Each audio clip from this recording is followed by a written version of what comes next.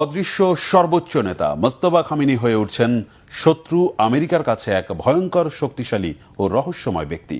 পর্দার আড়াল থেকে মোস্তফা খামেনি যে নিখুঁত দক্ষতায় যুদ্ধ ও কূটনীতি সামলাচ্ছেন, তাতে ভয়ে ও আতঙ্কে ট্রাম্প প্রশাসন। আমেরিকার ব্যাপক হামলার মুখেও তিনি প্রমাণ করেছেন ইরান ভেঙে পড়ার দেশ নয়, তারা অজেয়। মার্কিন গোয়েন্দারা সর্বোচ্চ ধর্মীয় নেতাকে নিয়ে নানা গুঞ্জন ছড়ালেও এখনও তাকে খুঁজে না পেয়ে রীতিমতো দিশেহারা আমেরিকা।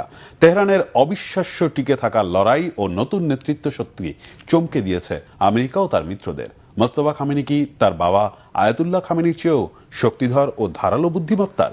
হাফিজুল ইসলামের ডেস্ক রিপোর্টে বিস্তারিত। মার্কিন গোয়েন্দাদের ঘুম কেড়ে নিয়েছেন ইরানের নতুন সুপ্রিম লিডার মুজতবা খামেনি। ভয়াবহ হামলায় বাবার মৃত্যুর পর সর্বোচ্চ ধর্মীয় নেতার আসনে বসেন তিনি, কিন্তু মাসের পর মাস জনসম্মুখে না আসায় তাকে নিয়ে পশ্চিমা বিশ্বের অস্থিরতা এখন তুঙ্গে। আমেরিকার গোয়েন্দা সংস্থাগুলো দাবি করছে পর্দার আড়াল থেকেই অত্যন্ত দক্ষতার সাথে ইরানের যুদ্ধকৌশল ও কূটনৈতিক চাল নিয়ন্ত্রণ করছেন খামেনি পুত্র।